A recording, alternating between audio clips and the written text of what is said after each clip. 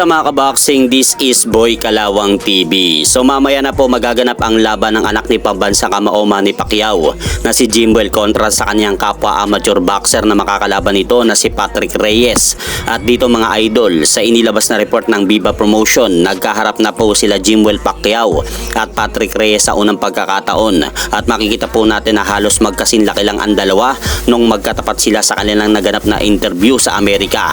At mag-uumpisa po daw ang laban nila Jimwell Pacquiao at Patrick Reyes mamayang alas 3 ng hapon oras sa Amerika at alas 7 naman po ng umaga oras dito sa Pilipinas. So kasalukuyan na po ngayon naglalaban ang mga undercard sa laban na yan ng dalawa, kaya hintayin na lang po natin. Sa kabilang banda ay pinangako po ni Conor Ben na wawasakin ito si Chris Eubank Jr. kapag nagkaharap na po daw sila sa ibabaw ng ring.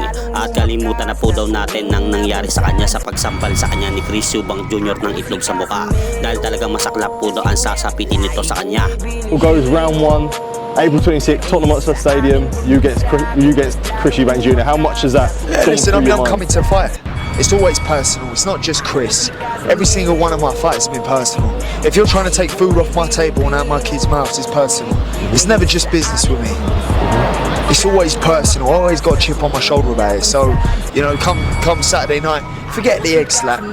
Forget the names, forget the calling me this, it makes no difference. It makes no difference. You know, there ain't no aggression.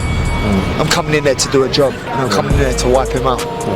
At sa kabilang balita naman, kasado na po ang magaganap na unification fight nila WBC World Bantamweight Champion Junto Nakatani at IBF World Bantamweight Champion Ryusuke Nishida ngayong darating na June 8, at gaganapin daw ang laban ng dalawa sa Tokyo, Japan.